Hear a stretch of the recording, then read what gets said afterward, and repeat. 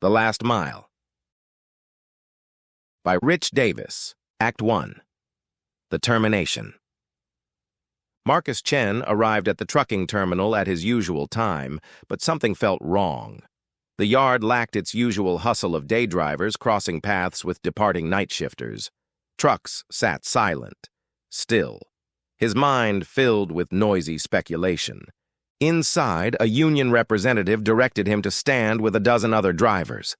They waited for company president James Wheeler to make an announcement. This being the only real job Marcus had ever held, he didn't know what to expect. Figured it couldn't be good. Maybe someone was cooking their logbooks again. Wheeler emerged from the administration area with a solemn expression. "Thanks for your patience," he said, voice shaking. "I'm going to get straight to the point. Reliable Freight Solutions is restructuring and modernizing." Nice, Marcus thought. New trucks. The most impactful change involves leveraging available technology by converting 100% of our fleet to automated vehicles. Your employment ends immediately. You'll receive 2 weeks severance pay and 60 days health insurance coverage. This decision wasn't made lightly. The current logistics environment demands companies become more efficient and reduce liability to stay competitive. The drivers stood silent for seconds as security guards moved to Wheeler's side. Then the crowd exploded with questions. Marcus's mind raced through calculations. 2 weeks severance wouldn't cover one mortgage payment. His stomach dropped as Wheeler continued explaining how competing companies had already automated, how insurance costs had doubled for human drivers, how this transition would happen today to maximize efficiency gains. "Today," shouted a driver, "we need time to find other work." "The competitive landscape doesn't allow transition time," Wheeler replied. In the parking lot, Bill turned to Marcus. "What am I going to do?" "I'm 58, too old for retraining. My pension's gone. I gave 38 years to this company and it was for nothing." Marcus didn't answer. The question was rhetorical. Bill turned away. Jake, the company's youngest driver, shouted at no one in particular. "This isn't fair! They can't throw us out like garbage. We gotta fight back."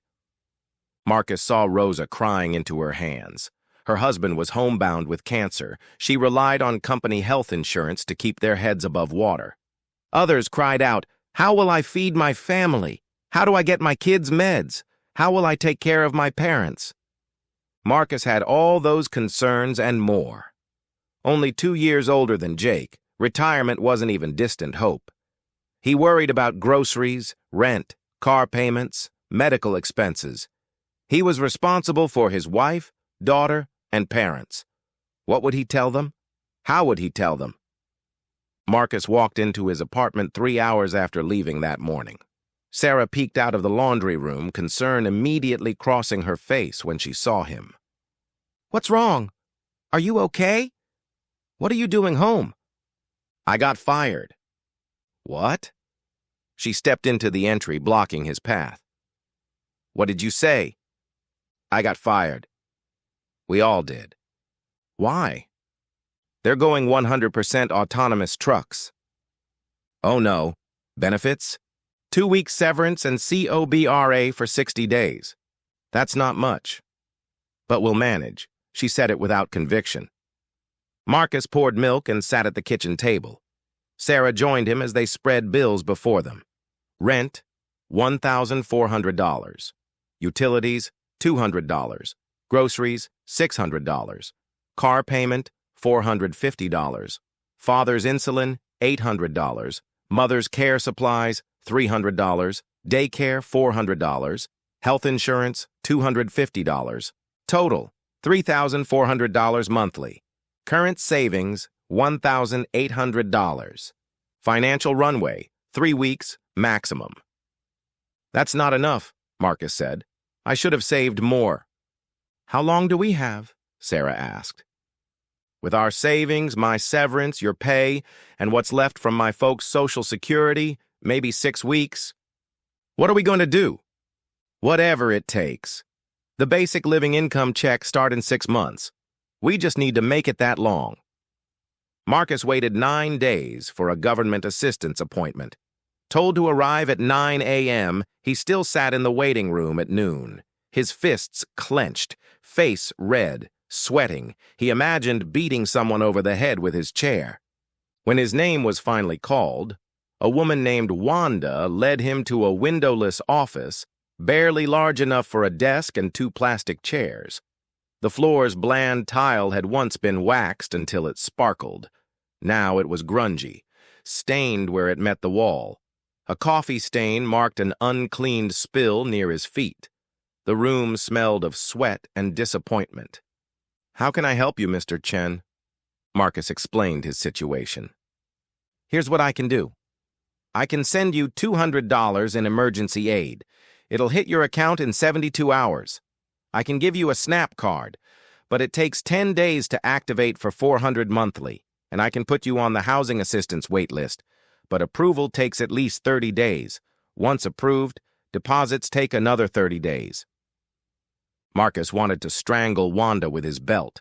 In his mind, he watched her face turn blue, one eye popping out to dangle from its socket.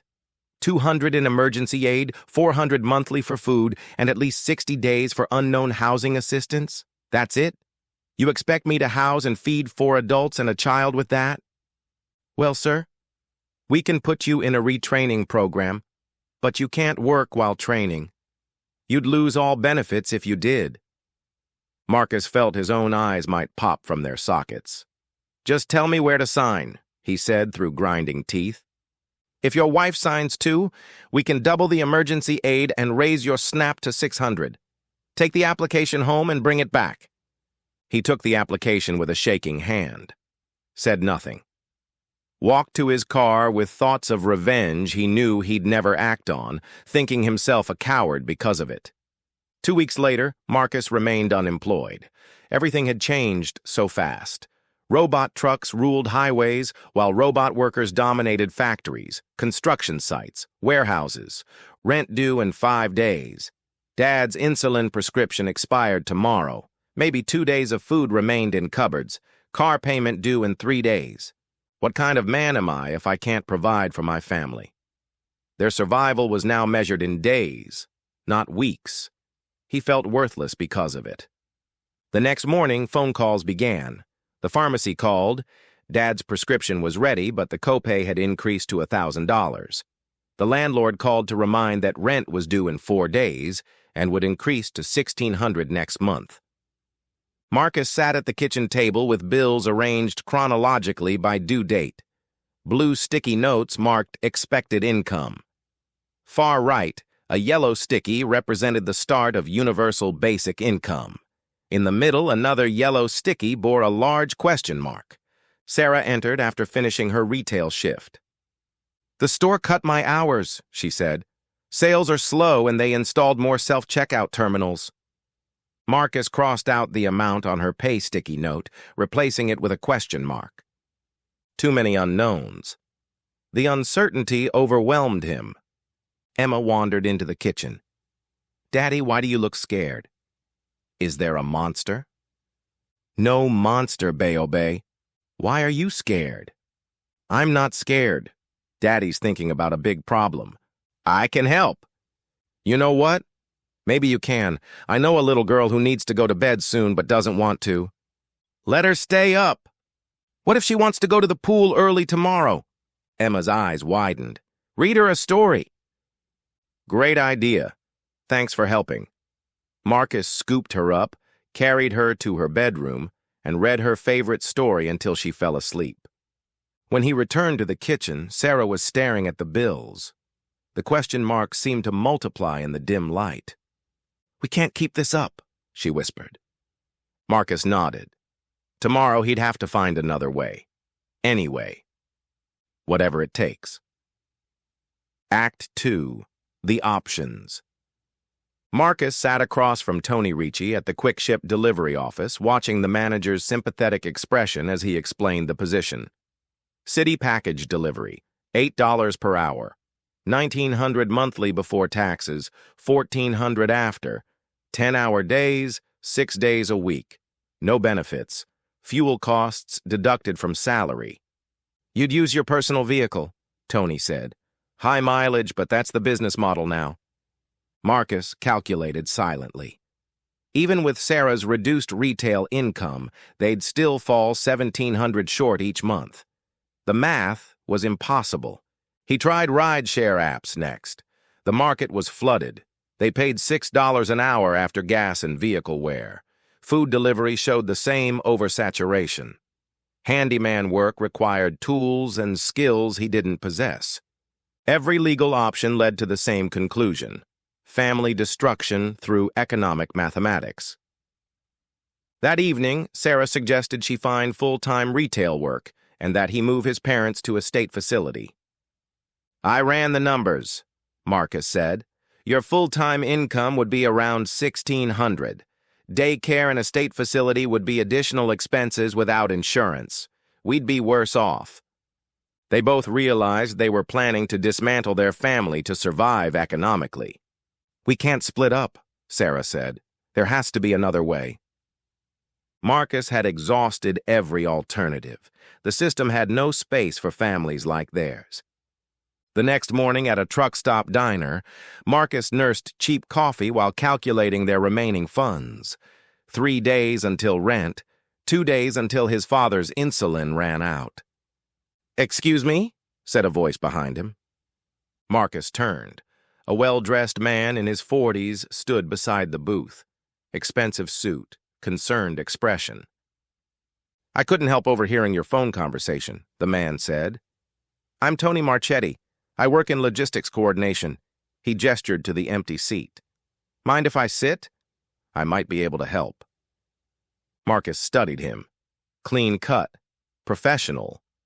But something in his eyes suggested he understood desperation. What kind of help? Tony slid into the booth. I assist families transitioning between opportunities. Families facing situations like yours. Automation, displacement, economic pressure, limited options. What exactly do you coordinate? Transportation services. There's a market for people with your trucking experience and route knowledge. Tony's voice dropped. Some families need relocation assistance to places where their skills are valued. Places with better social safety nets. Marcus felt his pulse quicken. You're talking about emigration. I'm talking about survival. Nations compete for skilled workers now. Canada, Europe, and parts of Central and South America offer citizenship packages. Housing, health care, job placement, education for children. Tony leaned forward. But the U.S. has exit restrictions on valuable workers. Makes legal emigration complicated. You help people leave illegally. Tony's expression remained neutral. I help families access opportunities they're being denied. $5,000 per person per successful transportation contract. You keep $3,000 each. The organization takes $2,000. Marcus's mind raced. 3 families would solve his immediate crisis. But human trafficking? These people volunteer, Tony continued, reading his expression. They're seeking better lives for their families. Just like you're seeking solutions for yours? It's still illegal, Marcus said, even though he knew these families lived in a gray area, just like his, while the law was very black and white. So was the Underground Railroad. So was harboring Jewish refugees in 1943. Tony's voice carried quiet conviction.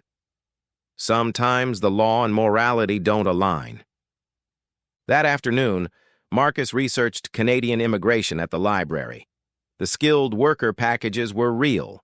They offered comprehensive benefits, job guarantees, paths to citizenship. Everything Tony described.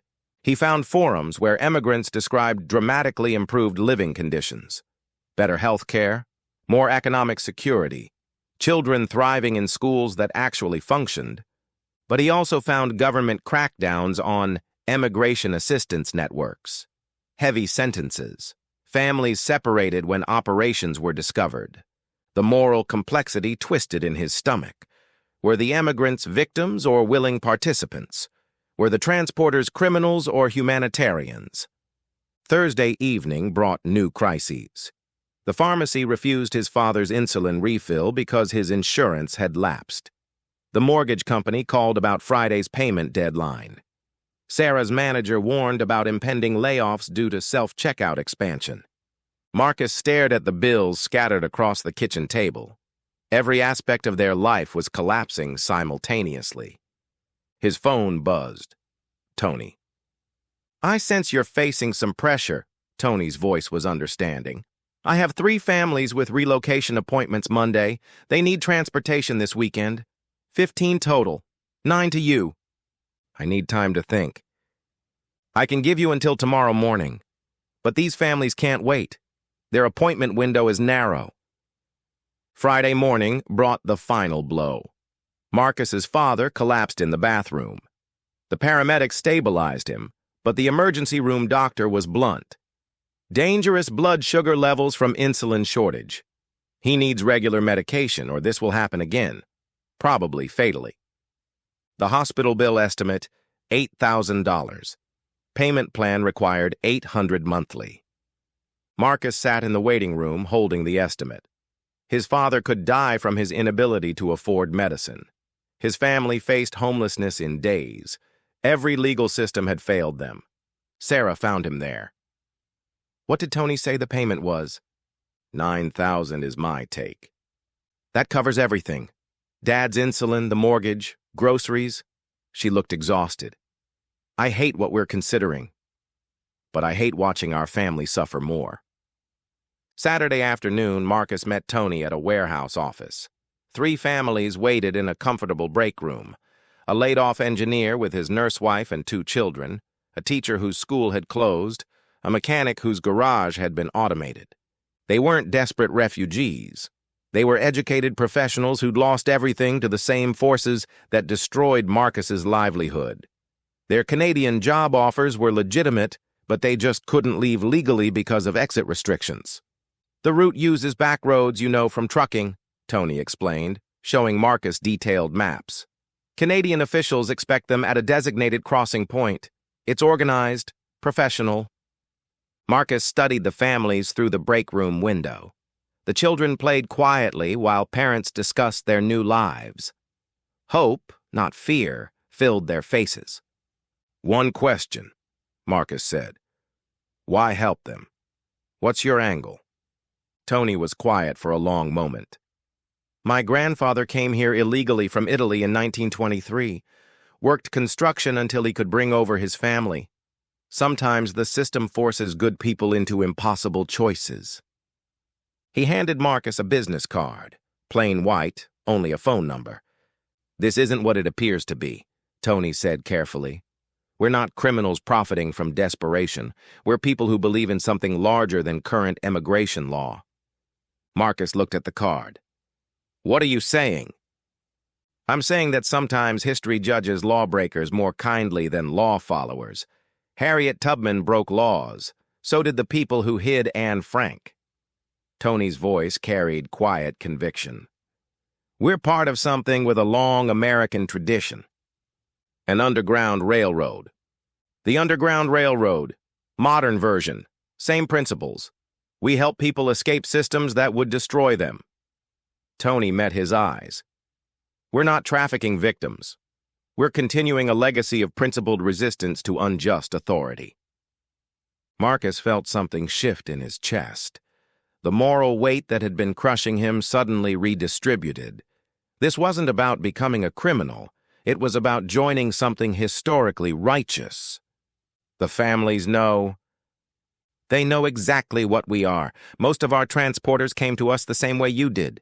Desperate, displaced, then recruited. We help them survive while they help others escape." Marcus looked again at the families. The engineer was showing his children a map of their new Canadian city. The teacher discussed school systems with her husband. They were being rescued. "How long has this been operating?" "Since the exit restrictions began. We've moved over 3,000 families safely." Tony handed him route details. "Tomorrow, if you choose, you'll be continuing a tradition that helped build American freedom." The irony is that now we're helping people escape America to find it. Marcus took the papers. His father would live, his family would survive, and he'd be part of a network dedicated to the principle that human movement shouldn't be restricted by governments desperate to retain their tax base. "What time do we leave?" Tony smiled. "Dawn. Welcome to the railroad, Marcus." Outside, Marcus called Sarah. "It's not what I thought. It's not trafficking, it's resistance. These people help families like ours while helping others escape." "You're sure?" "I'm sure. We're not becoming criminals. We're becoming conductors."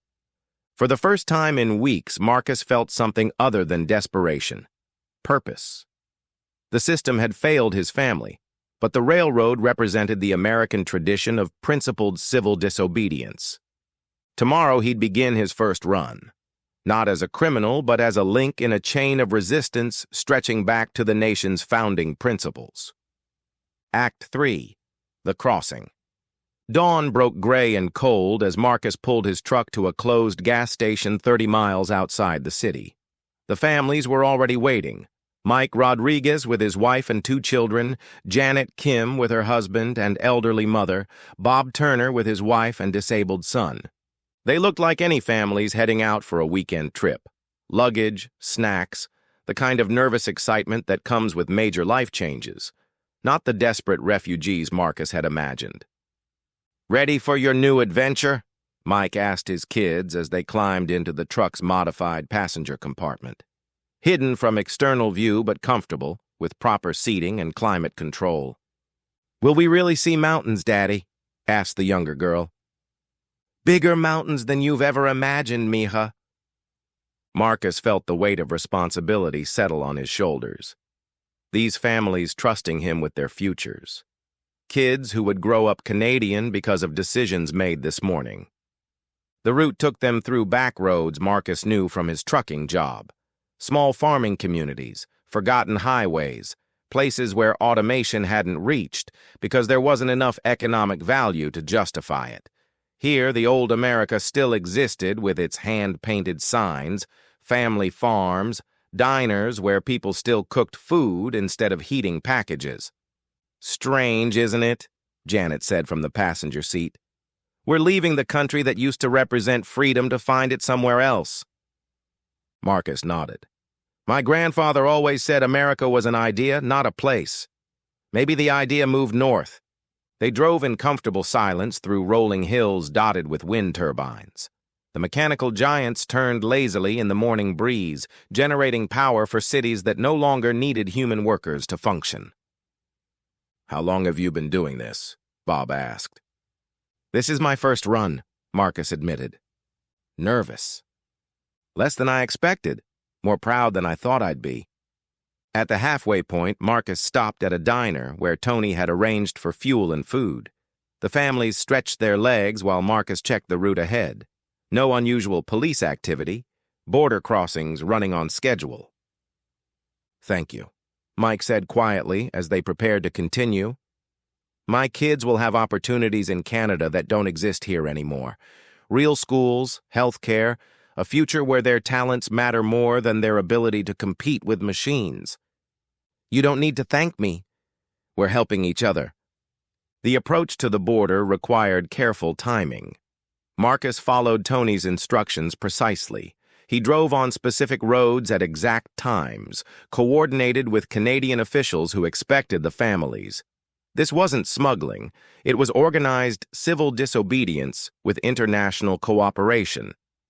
As they neared the final checkpoint, Marcus felt his pulse quicken, not from fear, but from anticipation.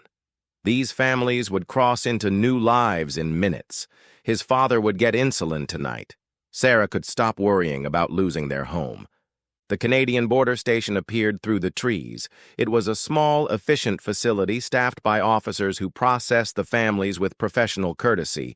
They had proper documentation for asylum claims, job offers from Canadian employers, housing arrangements, everything legal once they crossed the line. "Documents look good," the Canadian officer told Mike's family. "Welcome to Canada. Your orientation packets are inside. Marcus watched through his rearview mirror as the families gathered their belongings.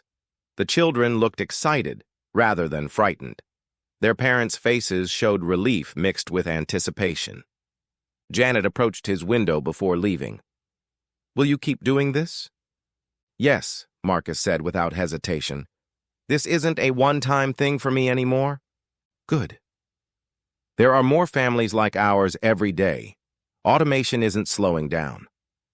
As the families disappeared into the processing center, Marcus felt something he hadn't experienced in months: purpose beyond survival. He was solving his personal crisis by being part of something larger than economic desperation. The return drive gave him time to process what had happened. In 12 hours, he'd transformed from potential criminal to resistance member. The moral weight that had crushed him for weeks had lifted, replaced by clarity about his role in the larger struggle. His phone buzzed as he reached the city limits. Tony. "How did it go?" "Smoothly. All 3 families processed successfully." "Excellent. Your payment will be available tonight. And Marcus, well done. You're a natural at this." "When's the next run?" Tony chuckled. "I thought you might ask." "There's another group next weekend. 4 families this time. You interested?" Marcus thought about his father's insulin, his family's mortgage, Emma's daycare. But more than that, he thought about Janet's words. There are more families every day, automation continuing, the American dream relocating to other countries. "I'm interested. This is what I do now." That evening, Marcus sat at the kitchen table with $9,000 in cash. Sarah counted it twice, as if the bills might disappear. "It's real," she whispered. "We can pay everything." "Dad's insulin, the mortgage, groceries for 6 weeks," Marcus confirmed. "We're okay. More than okay." Sarah looked at him carefully. "You're different. Less desperate. More, I don't know, focused." "I found something I'm good at. Something that matters." Marcus spread the bills into neat stacks. "These families aren't victims. They're people making rational choices about their futures, and I get to help them while taking care of us." Emma bounced into the kitchen. "Daddy! You look happy again." Marcus scooped her up. "I am happy, Baobei. Daddy found a new job." "Do you drive trucks?" "Sometimes. I help families move to new homes where they'll be happier." "That sounds nice." It was nice. For the first time since the termination, Marcus felt like himself again. He felt competent, purposeful, providing for his family while serving something larger than personal need. His parents shuffled into the kitchen for dinner. His father moved carefully but steadily. The afternoon insulin dose had stabilized him. "How was your day, son?"